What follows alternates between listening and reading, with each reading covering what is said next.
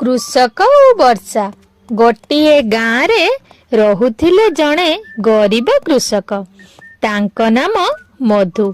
मधुंको पाखरे अल्प जमी थिला, किंतु से खूब परिश्रमी और सत्यवादी थिले।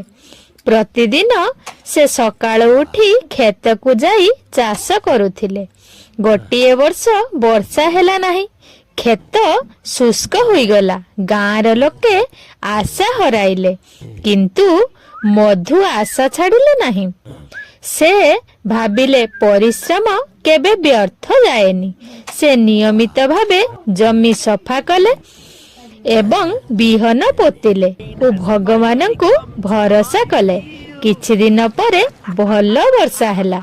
मधुंको खेत सबुज होई उठिला, चाष भल हैला और से भल फसल पाइले। एथिरु आमे शिखिले परिश्रम और आशा निराश हुएनी। धन्यवाद।